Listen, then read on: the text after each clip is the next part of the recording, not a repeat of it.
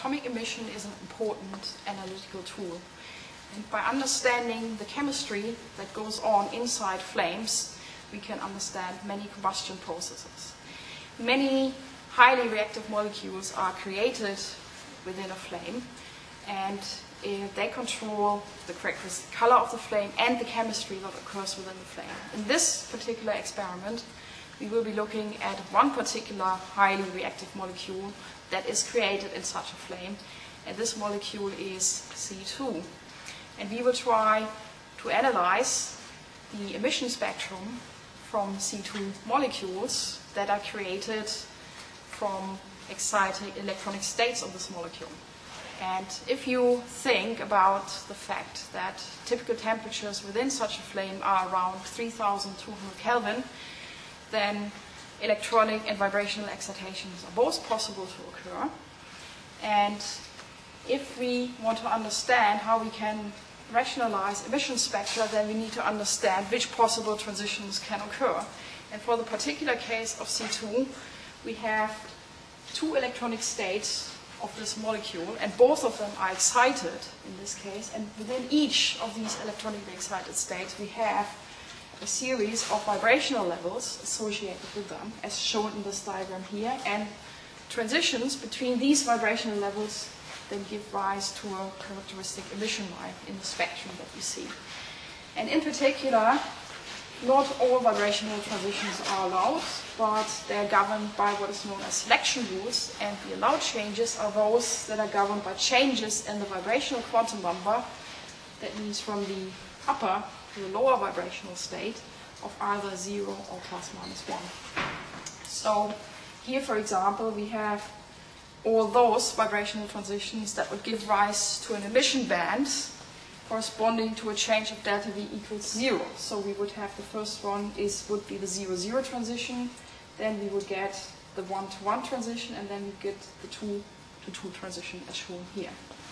And in your actual experiment, what you will see, the actual spectrum that you can measure would look something like this. So you have a series of emission bands, and within each emission band you have particular emission lines that correspond to the allowed vibrational transitions that we have talked about in the previous diagram. For example, again, the emission band centered around that corresponds to changes in the vibrational quantum number of delta V equals 0 would be this one here. So the first peak would correspond to the 0-0 transition, the second one to the 1-to-1 transition, the third one to the 2-2 transition, and so forth. And this would occur at a wavelength of 510 nanometers, whereas those corresponding to changes in the vibrational quantum number of -1 would occur at 460, and those for delta V equals +1 would occur at 550 nanometers. And from these values, you can see that the emission of C2 occurs in the visible part of the spectrum corresponding to the blue to green spectral range. So what do we want with this data? We ultimately want to arrive at this quantity here, which is known as the vibrational constant.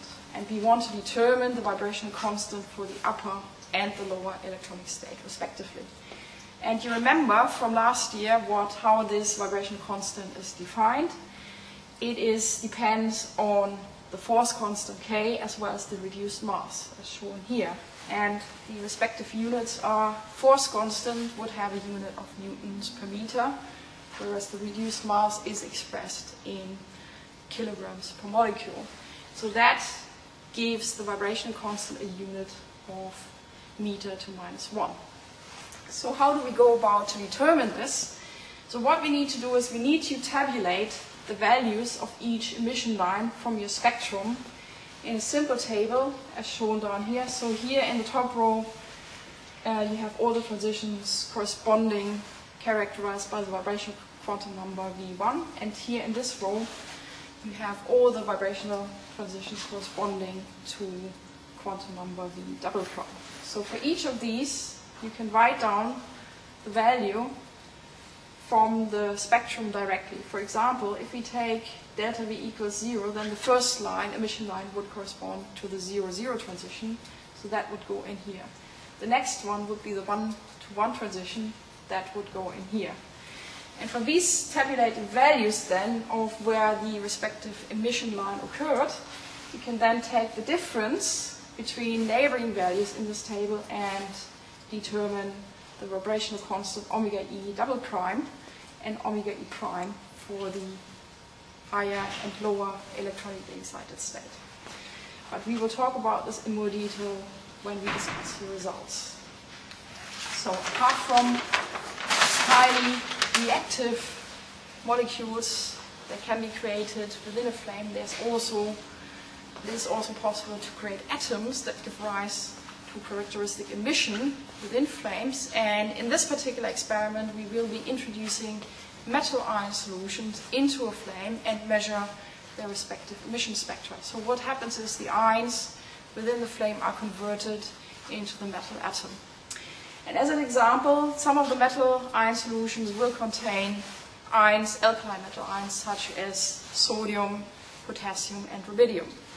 And in the case of sodium, what we need to understand is that the emission can be understood in terms of the electronic configuration of these atoms, and we need to start with a ground electronic configuration which corresponds to a single electron sitting inside an s orbital, whereas the first excited state would be represented by a single electron sitting inside a p orbital. From these two electronic configurations, we can then derive what the electronic states of the atom would be by making use of what is known as term symbols. So I'm sure you must have talked about term symbols in the previous year, and we will go through that, how we derive them in more detail in the discussion section. So what is important, however, is that for alkali metal ions, as shown here, spin-orbit coupling will become important. And spin-orbit coupling means that the single electron that is sitting here inside the s orbital can interact with its angular orbital momentum and give rise then to the different types of electronic states that we see. Right. And in particular case for the sodium atom, you have two emission states that are governed by these two term symbols here, so the 2p 3.5 and the 2p.5 term, from which emission to the ground state can occur. And this then gives rise to two emission peaks in the actual spectrum, and with a peak ratio of about 2 to 1. So the intensity of the peaks, as you know, is governed by how populated the individual states are, which is governed by the Boltzmann distribution. But this is also something that you should be familiar with from last year actually.